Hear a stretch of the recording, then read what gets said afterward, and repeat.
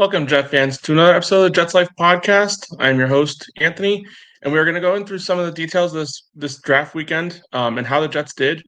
It was a good weekend overall. If you're looking at what the Jets did, whether you liked what they did or not, based on the players that they picked, especially the first round, I was one who wasn't a huge fan of the selection, at least the direction they went from a position wise.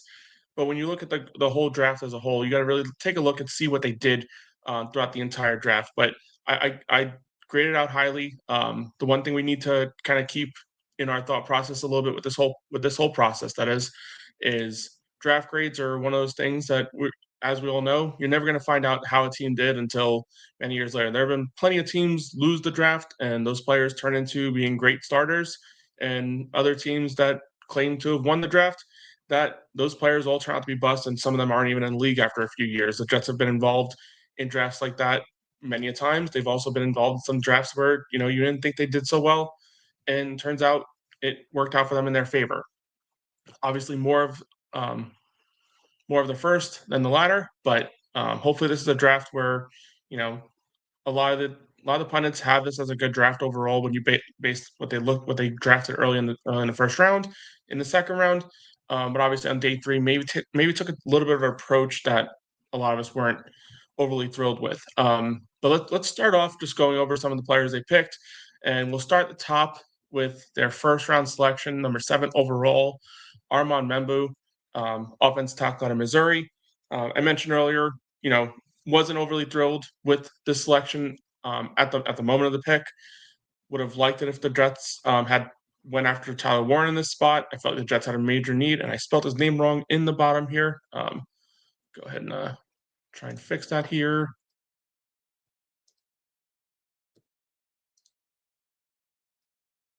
So yeah, wasn't a huge fan of the pick. Would like the Jets to have dressed Tyler Warren. Felt like he fit a position of need, one of the highest positions of need that the Jets had going into the draft at tight end. Obviously, right tackle was a major need for this team as well. Didn't really have one that you kind of penciled in as a starter.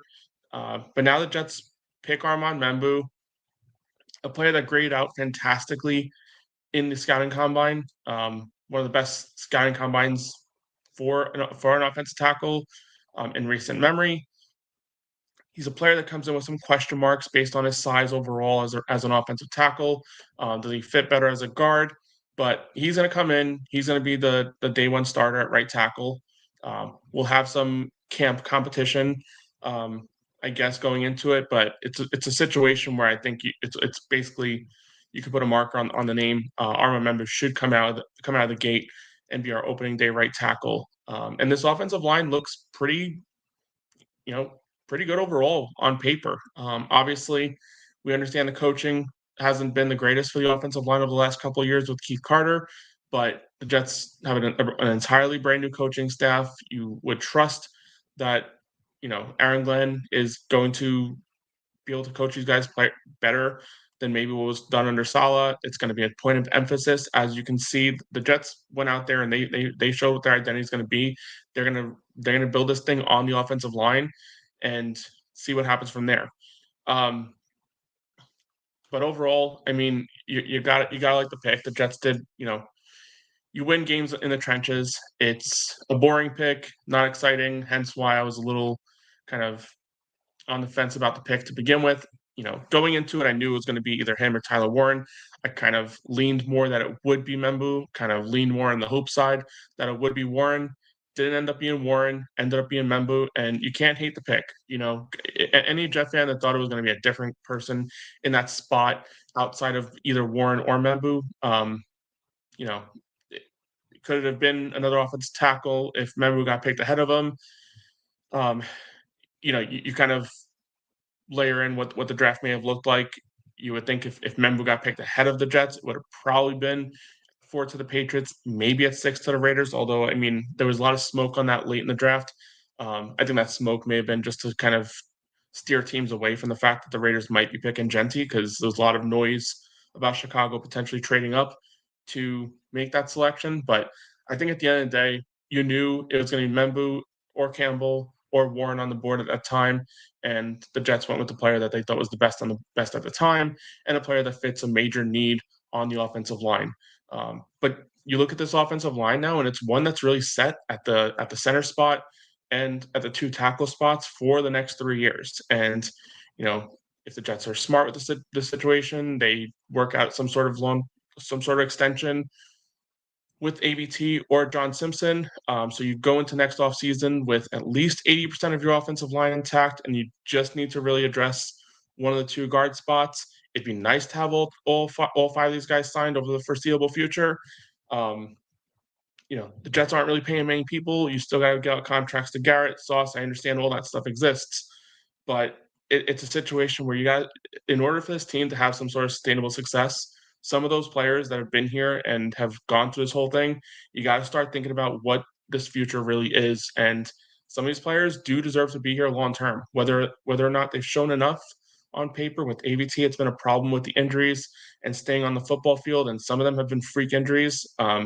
But they're injuries nonetheless. But if the Jets can do this the right way and get AVT in here long term, or John Simpson, you're talking about a situation where you have continuity on the offensive line for 3 years, something that we've been begging for. I can't tell you the last time the Jets have had continuity for more than even a year and a half, 2 years. To say that this is a potential situation where the Jets can have some continuity for 3 years is a major win when you consider this. And again, you can't not be on board. And this is coming from somebody who wanted a different player in this spot. So I think this is a home run pick for the Jets. And what makes it even more of a home run hit, as I proceed throughout the draft, is what they did in round two. As I mentioned already, biggest need going into this weekend was tight end. And when the Jets went offensive line in the first round, we obviously knew Loveland was not going to be there in the second round, as well as Warren. You knew those two guys were going to be off the board. And some believe Mason Taylor would also be a late first round pick in this draft as well. But he slipped, he fell. The Jets did not have to move. They stood pat, they stood where they were, and were able to get the third best tight end on the board. He's in a different tier. I think when you're looking at NFL drafts as a whole, you would kind of label, the different trenches of what an offensive line is. You got the top tier, which is going to be like your Brock Bowers of last year. Tyler Warren falls in that, although a tad lower, but still in that top tier. Colston Loveland was right there up there with those guys. You have that's your tier one. Then you have a tier two that's a little bit of a drop off. Players that maybe are good receivers, but don't block well, good blockers, maybe need to work on their receiving game a little bit. And then you have that tier three where, they're diamond rough. They have good traits, they have good receiving skills, good blocking skills, maybe a little mix of both, but they really need to enhance on those attributes. Well, Mason Taylor kind of finds himself in tier two a little bit. He's a great receiver, a good option for the Jets. He just does not fall in that category that you're seeing from Warren. I got some comments here. Let me pop them in here. Going back to the AV team conversation. Sorry, Dean, missed your comment, but getting to it now. So lock up AV team now, brings his cap number down since he's on his tag. Good faith, move for the locker room, and shouldn't be a ton because. So I think so. When you make the 5th-year option for a player, just to kind of touch on this, that 5th-year option is a guaranteed contract that obviously doesn't go away with a cut. A restructure, you may be able to adjust that number, but the financial parameters of that number are locked in. So again, it's a situation where maybe you can move some of that money out down the road here, but overall, it's a situation where you're just moving money around. I think this number for AVT this year, it's going to stick, but I agree with you. Like every single year, the number for every single position group tends to go up. Guard being one of those positions that just seems to be a fast growing number year in and year out. Obviously, offensive line play is important. And when you have a good offensive lineman, doesn't matter where he is on the offensive line, obviously your tackles are going to get paid the top of the top. But the guard number has gone up pretty significantly over the last few years. So just like any other position, get ahead of it when you can. when you're not paying enough people, might as well do it. The Jets find themselves in a pretty clean situation cap wise. I think they're at 27 million under the cap at the moment. So you can potentially have a situation here where you can kind of put some money into this year and move it forward. I can't see the Jets really making many other position moves. I mean, I think a need is still out there for a veteran receiver. Maybe there's a need still out there for defensive line help for sure. I felt like going into this draft, that was a position group that the Jets really needed to focus on, maybe trying to address. But again, if you can accelerate some of these contracts that are coming up into a year where you have plenty of cap space, and the Jets are in good situation next year too. I think over the cap has them like around 100 million cap space. Like I could be a little bit wrong on that. I have to look at it. So yeah, I'd have to look at that number. But overall, the Jets are in a good cap situation with, you know, the Rodgers situation aside, the Devontae Adams situation aside, obviously the Lazard situation. They've adjusted his cap. They're in an overall pretty good cap situation overall. Appreciate it. Dane, hit the like button. Jets fans, I would appreciate that. Helps me grow. But yeah, the Jets did the right thing in round two, grabbing a player at a position of need, probably the biggest need on the entire team. And again, when you're looking at a draft overall, got to get your emotions out of the whole situation. When you look at a combo pick, I always said I wanted Warren round one, and then let's address an offensive lineman in round two. Good coaches should be able to address offensive linemen. When you look at the drop off of what happened at the back end of the first round, a lot of those fringe second round players at the offensive tackle spot that I was kind of hoping for to be there fell off late in the first round. There weren't many other options from any pre-draft mock drafts or pre-draft analysis that I made. A lot of those options are gone. So looking at the combo pick of what would have happened if it was Warren and then picking an offensive lineman in round two, um, it would have been concerning. Again, good coaches should be able to coach players, so you expect to get more out of players that maybe us as Jet fans and us and just general football fans may not have a high grade on pre-draft. The coaching staff should be able to kind of identify what's a good trait, what this player has, and bring that to the forefront and turn that player into a good player. That's what you always hope for.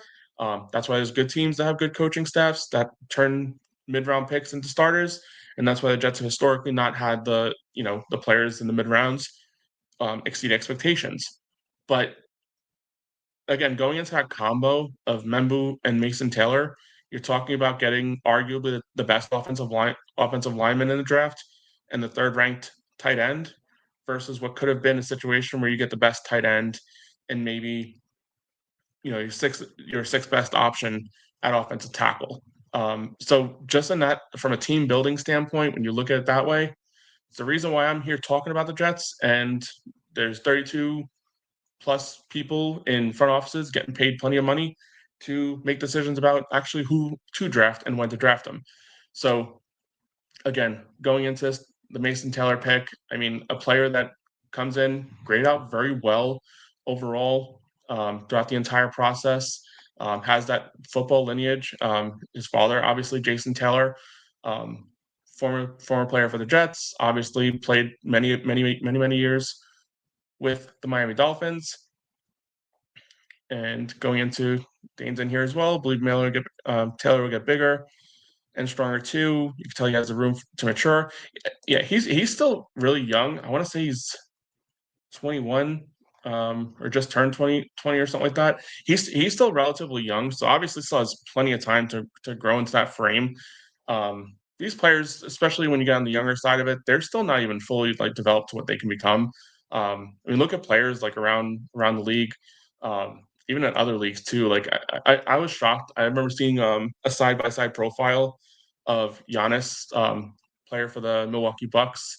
When he first came into the league versus a couple years ago, like his frame is just completely different. Like he had almost a frame smaller than around the size. You know, he was just super thin, super slim, whatever at the time, and then he just built out his body, whatever. So yeah, a lot of these players just they take time to grow into what they can become. But I like the pick. I mean, Mason Taylor, he's gonna develop into a good blocker. Um, the entire coaching staff, I do think you're gonna get a much different style here with the Jets than we did in the past. I don't think you're gonna have a situation where this team is gonna look completely unprepared like they did at times. Aaron Glenn preaches himself as being an overall football coach and not just a defensive coordinator, a defensive head coach. Um, and if that's the case, then a big key to that is it can't be a Rex Ryan situation. It cannot be a Robert Saleh situation. It can't be an Adam Gase situation where your time is devoted and occupied by one side of the football. You need to make sure that going into each week, you're paying attention in these meetings on the offense side. You're going into these meetings on the defense side, and even special teams for that matter, and understanding like what each of these coaching staffs are implementing for that week. And I fully expect that's going to be the case here with Aaron Glenn. Now, obviously, he's going to lean more on the defense side. He's going to understand, but he has a good hand in that room. He has Steve Wilkes, a former defensive coordinator, a former head coach in this league. He has someone there who's done it and done it well enough to get head coaching interviews and eventually head coaching jobs. So you know that there's some trust there that you don't necessarily need to occupy your time and be in that room. Maybe to the extent that some guys in the past were. Like you look at Rob Saleh, he brought in a guy that was a former linebacker coach to be the defensive coordinator. So when you do that, you do need to put a little more time because you have a person in that spot that hasn't done that job before, the job that you previously had that got you the job, that you maybe want to make sure that that's your team's identity. You can't just leave that alone. But when that happens, obviously, we've seen it. You tend to lean more in that room because you know what you're doing there. But as a head coach, you can't. That cannot be the case. You've got to invest your time on both sides of the football, and bringing in a head coach, a former head coach, to that spot is very important. I think for the overall landscape, what this team needs to be. Put a head coach there. You trust what's going on there. You're going to be involved equally amongst both rooms, all three rooms really. Um, so I do not envision a situation this year where you feel like our head coach is too invested in one side of the football, which is going to be it's going to be huge as we kind of proceed moving forward.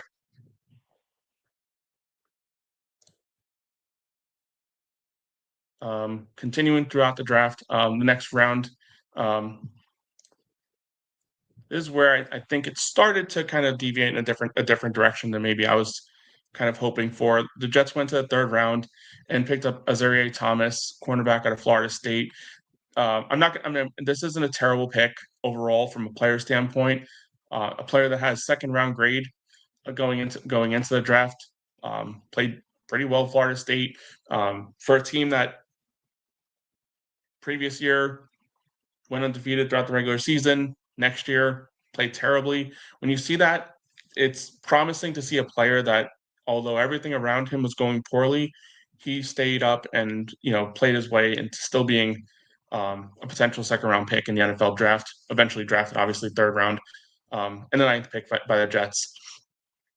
Now, at this point in the draft, again, first round, second round, kind of envision tight end, offensive lineman, or some iteration of offensive lineman, wide receiver, and or tight end to be the first two picks in the draft. And then I kind of thought third round.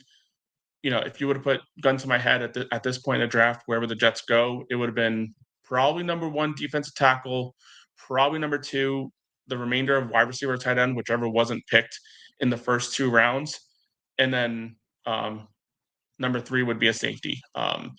Would kind of been my initial pre-draft kind of thought process here.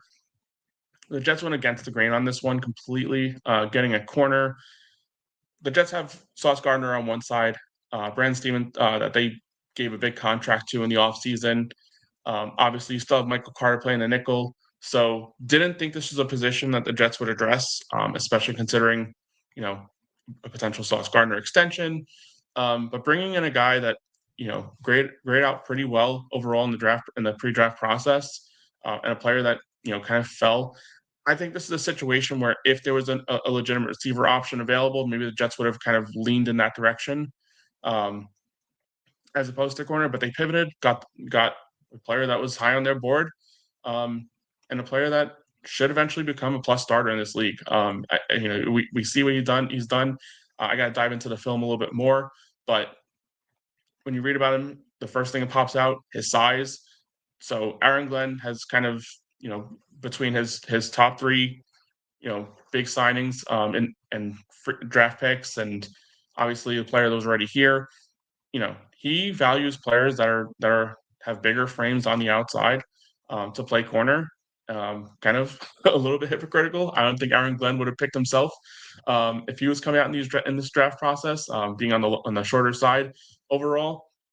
But he has a type that he leans towards. He wants players with size, and Azari Thomas is exactly that. 6'1", 32-inch arm length, big guy overall. So again, a pick that I would have leaned against a little bit. Would have liked to see the Jets go in that defensive line direction. In this spot, particularly, if there was a receiver that slipped far enough, then yeah, obviously, just keep going offense. We want to score points. Did not expect it to be a cornerback, but overall, I mean, not overly disgusted or anything with the pick. At the end of the day, the way I envision NFL drafts and way teams that I think should envision, I mean, it depends where you are in that totem pole. Obviously, Eagles don't have many needs, so they don't kind of fit in the same category as the Jets do as far as what you want. But what you're really looking for, if you're any team, is you're looking the first 2 rounds. Those should be day one starters, regardless. Ideally, third round would be a starter too, but at the end of the day, third round, you're looking for someone who can develop into an eventual starter 1 year down the road. Ideally, some players take a little longer. You might be 1 to 2 years down the road, but that's kind of where you're at there. Third round, can you develop into a starter in a couple of years? And that times out perfectly with what the Jets are doing here. They gave Stevens a 3-year contract, so doing the math here, that cornerback spot should be occupied for a couple of years, and you know that doesn't preclude Azari Thomas to if he has a strong training camp. He's not gonna. They're not just going to follow the money. Whoever's the best player on the team is going to get some playing time, and if you can't get the playing time as starting corner, they're going to find a spot for you. And can you be versatile? That's another thing that I've noticed pretty quickly, and will kind of continue throughout the process of this draft. Is they value positional flexibility, especially on the defense side of the football. If you're a guy that can play corner and you can play safety, you have a spot in this team because they're going to try and come out with different looks, different packages, try and confuse other teams, and hopefully those turn into more turnovers than what we as fans have been used to over the last couple of years. Um, you know, Stevens had positional flexibility as well. He's a former corner, also a former safety. Has had time at both positions. So it's a situation where maybe this is a little bit of a blessing in disguise. You come out there with 4 corners that can play to some extent, but at the same time, you got a guy in the third round who can sit back, learn behind a technical machine in what Sauce Gardner is, and then a player that seems to have a knack for being around the football in Stevens. Good value there, but again, it's a situation where you're playing with house money a little bit at the cornerback spot. So get a guy with good traits, and maybe a player that should have gone a little bit earlier in the draft, and see if that turns into somebody who can eventually develop into a full-time starter for this team at a position of major importance. As we've seen, the cornerback number has gone up rather significantly over the last couple of years. He's a player with strength, has a good punch at the line of scrimmage. Overall, good press corner there. So again, draft projection second round, we get him in third round. These are wins in the NFL draft when you're able to kind of find value there. It's a matter of whether or not you have the coaching staff that can work with that player and develop them into what you envision. Which, let's be real, former corner is our head coach. You would expect that he's going to get the best out of defensive backs at any point in this draft, or throughout the draft. Continuing, and this is where I think the biggest. I mentioned earlier with this area, maybe Jets went in a different direction than I would have. Arian Smith probably be in the first major reach in this draft, player that I kind of envisioned being more of a 5th, 6th round player. The Jets nabbed him in the 4th round. Why didn't it have? There you go, Arian Smith, wide receiver at Georgia. Again, going through like what you envision first, second round, you're expecting to get day one starters. Third round, you're looking to get, maybe 1 year down the road or midway through the first season, starters. And then when you really get to the fourth through middle rounds, really fourth and fifth round, you're looking for contributors, players that can contribute in some sort of role. Yeah, FSU and a couple of Canes. I actually I hopped on our AFC shakedown for the first of the um, I forget which pick it was. I'm pretty sure it was the first Miami player, and I did kind of allude to you can't really trust picking Miami defensive players, especially after the last year that they had.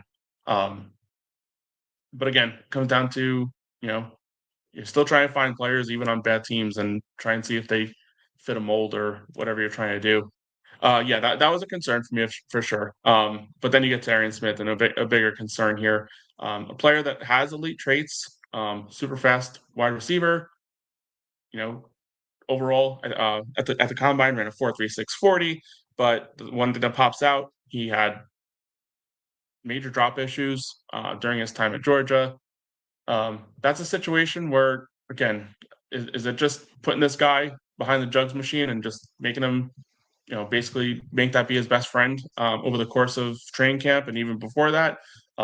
Send him home with the draft, with a draft hat and a jugs machine. I don't know the recipe, but if it's a situation where the drops are the major issue, which when you see what's going on there, that's the case. His route running could use some cleaning up for sure as well. Um, there's those issues. Obviously, there's a reason why a guy with his speed wasn't picked early in the draft, especially in a league that values speed at the top of the draft. But obviously, we all know the NFL is not just about speed; it's about you know crisp route running. It's about having the frame to make catches, especially one on one down the field. Does he have all those? Obviously, being a little bit of a smaller wide receiver, you wouldn't expect those things. But the Jets were going for a situation here where you have Garrett Wilson, a reliable target in the deep middle of the field. You have plenty of big guys on this wide receiver depth chart in Lazard, Reynolds. You have options there as like the big targets. Drafted a tight end with catch ability in the middle of the field. So you have those like middle to lower part of the field targets. You need someone who can blow the top off of a defense, and that's what the Jets are hoping to get here in Arian Smith. Now we do need to kind of take this for what it's worth. He's a fourth round pick, yes, but probably a player that expected to go a little bit later in the draft. So maybe a player that maybe offers some special teams contributions, maybe work on returning kicks and punts. But obviously, punts are a little bit going to be a concern for a guy that has catch issues. But again, a situation here where the Jets are just going for a guy with traits and see if they can work on refining on some of those other issues that the player might have. So overall, first part of the draft that I wasn't overly concerned at, but the Jets kind of proceeded a little bit further in the fourth round for a guy in Malachi Moore. This was a situation where the Jets, I believe, traded up with the Eagles at this point in the draft and pick a player that, let's be real, safety from Alabama. That's usually a good sign for a lot of reasons. Not to mention, you look at some of some of the issues on his player bio. He's a former captain under Nick Saban in Nick Saban's final year at Alabama, and was a captain last year in Kalen DeBoer's first year with Alabama. When you're an Alabama safety and you're getting picked in the middle of the rounds, it's a strong it's a strong thing to your resume. And we were able to see it firsthand with Aaron Glenn in his time with the Lions. They drafted Brian Branch in the second round, and this was a player that filled Brian Branch's role. So, am I saying the Jets drafted a Brian Branch clone or someone who can fill what Brian Branch did in the fourth round? If they did, that's a major, major win. That guy has been outstanding in his first couple of years in the league. Um, but nonetheless, he's a guy that comes in with positional flexibility. I mentioned it earlier. If you're a guy that can play safety, a guy that can play corner, in Malachi's case, he's a guy that played a little bit of nickel after while playing safety. So again, positional flexibility. this defense is going to work on confusing other offenses, come out with different looks at many points in time in the hopes of creating some turnover worthy plays. And when you have players that aren't going to come out there and be one trick ponies, then you're in a situation where you're putting yourselves in that spot where you can make some of those plays happen. Continuing through the rest of the draft, and I think this is where we kind of talked about it a little bit earlier. This is where the Jets went to the University of Miami to get the rest of the players in this draft. Francisco Mayagoa, I guess nicknamed Kiko, is what we've heard. In the 5th round, 26th overall, linebacker. What I'll say here is, again, I made a joke about it in our AFC Shakedown show. Can't really trust when you're picking Miami players after the year Miami had last year on the defense side of the ball. But nonetheless, he's a player that has played, many years at college, played in plenty of games with Washington State and Miami. He won second team All ACC over the last couple of years, led the team with tackles in both of those seasons. Obviously, a much better season in 2023 than he had in 2024. But same can be said about the entire Miami defense. That was absolutely terrible season for Miami that they had last season. But he's a guy that's going to come in and he's going to play primarily special teams. And I think the eventual hope for this player is he's a guy with a little bit of a bigger frame than maybe the linebackers that are currently on the Jets with Sherwood and Quincy Williams. He's a player that's known a little bit more of a basher in between the lines, in between the guards, and in the middle line of scrimmage. Whereas Quincy Williams and Jamien Sherwood are more of those sideline to sideline type of linebackers. So you need players like this, especially the Jets. I mean, we saw what that defensive line eventually resulted in last season. Obviously, want more beef in the middle of the defensive line, but another way to fix the issues that the Jets had stopping the run is getting a linebacker that can fill in holes in the middle line of scrimmage. I think that's the eventual hope that this player can develop into that. But I think realistically, you're looking at a player that might be a year or two down the road before he kind of really meshes into that. And again, you look at timing. Is that a situation that times out perfectly for what the Jets are expecting with Quincy Williams? Is he going to be here in a year or two? The Jets going to be able to extend him? Is he a free agent after this contract is up? You really got to look forward as much as possible. And maybe this is a guy that finds himself in a role where he's developing as a special teamer and eventually a star on this defense. If you're finding stars on day 3 of the draft, especially late day 3 in the 5th and 6th rounds, that's a huge win. But the key here is you're looking for special teams guys that can eventually develop into either situational players. And again, if you're finding starters, that's a huge win late in the draft. And then with the last pick for the Jets, 5th round, 40th selection overall. I think this was another trade-up situation, if I remember right. Because I think the Jets originally were slotted in the 6th round for this pick, but not 100% sure here. The Jets end up going with Tyler Darren, edge player for University of Miami. Another player with some positional flexibility, played a little bit in the interior defensive line, a little bit on the outside. So he comes in as a player that can help with the run situation. Again, another situation here where the Jets are going with players that can hopefully contribute on special teams, and maybe eventually that turns into a larger role on the defensive line. All I say is, if you're a player that's coming in here, especially at the edge spot, you got to look at the situation here. The Jets are kind of thin after you get past, the top 3 on this defensive edge spot. You're battling Michael Clemens at this point, really, for a roster spot. Michael Clemens was not great last season. Was it an issue with coaching, or was it an issue overall with his production? I think it's a little bit of both when you look at it. But if you're a player, you're coming to the Jets locker room at the edge spot, you have a situation where you're battling for that 4th defensive end spot. It's yours for the taking if you really want it. You're probably going to play yourself into a situation if you get that spot to where you're getting 30% of snaps, roughly. But ideally, you're going to be a core special team player.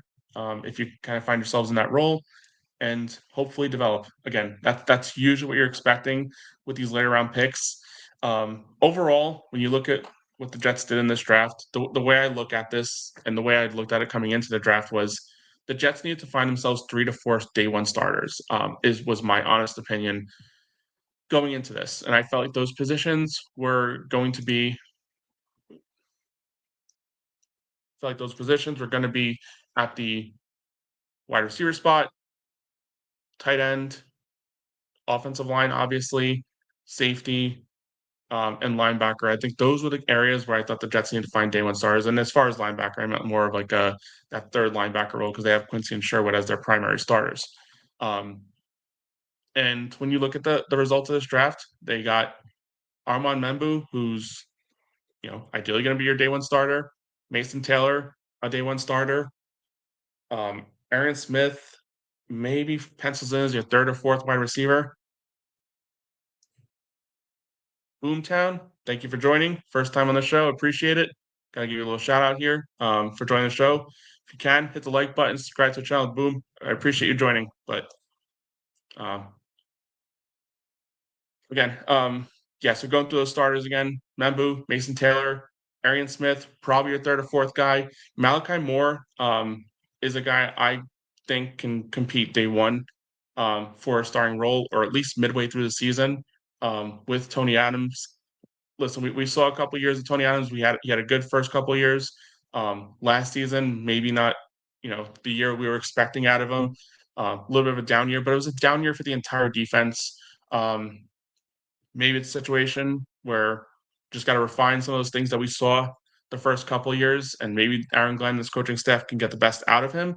But ideally, I see a situation where Malachi Moore is going to get some major snaps on this defense, and the Jets find a starter potentially with pretty good value late in the draft. Azareye'h Thomas is a player that probably isn't a day one starter, but someone you can envision being an eventual starter. So when you look at that overall, you're talking about the Jets drafting 3 to 4 potential starters at some point in their Jets careers.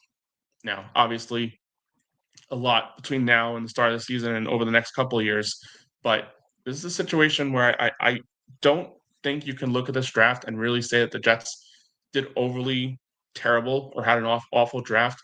They nailed it, I believe, with the top 2 picks. Time will tell what these players become, but just really kind of trickling down the lines of what you can envision in some of these players. Um, you see a situation where could they have hit a home run with a guy like Arian Smith that could eventually be your deep threat option?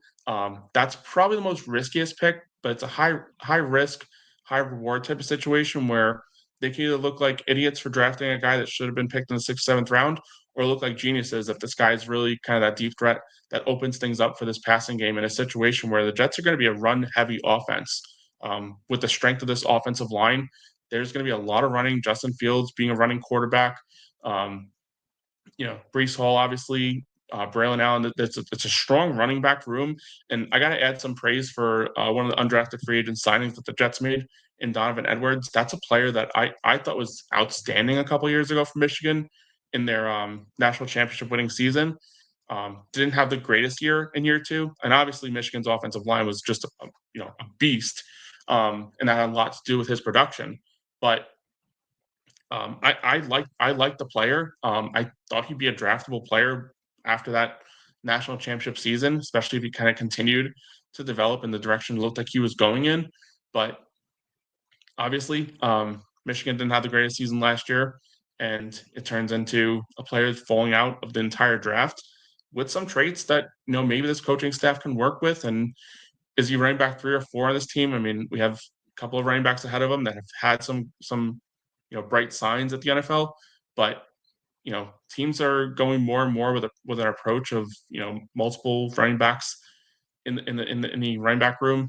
Ideally, teams are looking at a situation where it's a 2-headed monster, but it doesn't hurt to have different guys that do different things. And if Donovan Edwards can kind of work his way into a situation where he's behind a strong offensive line like he had at Michigan, maybe there's some value there. And we see plenty of times, especially at the running back situation, where undrafted players eventually turn that undrafted status into pretty decent NFL careers. we'll see what this eventually turns into. But had to give that shout out. I was super thrilled. I mean, I kind of forgot about him to be honest with you, until I saw his name pop up as an undrafted free agent signing for the Jets. Um, I don't know. You go into undrafted free agency. If you get someone who has some traits that you can work with, what do you got to lose? It doesn't hurt to get players that have shown some level of promise.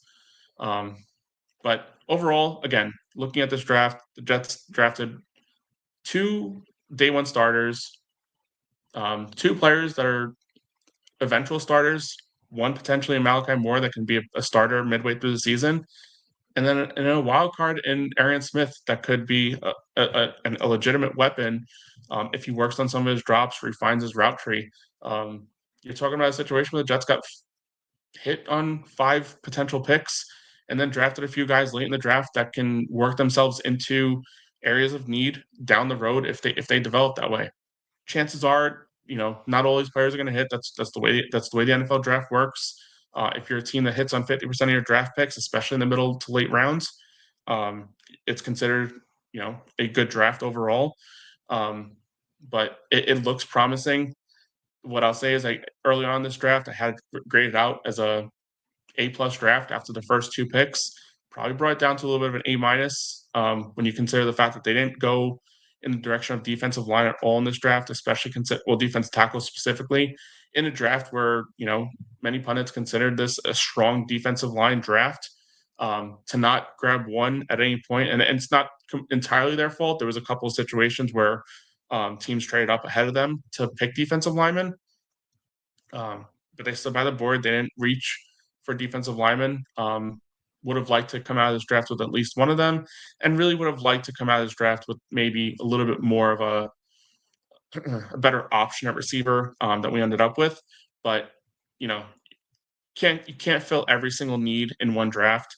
But I think the Jets did an overall fantastic job filling some critical needs at the top of the draft. Tell me what you guys think. That's all I got for today. I appreciate everybody in the chat, everybody that joined the show. Um, it's been a fun conversation, and overall a good weekend for the Jets, in my opinion. But let me know what you think.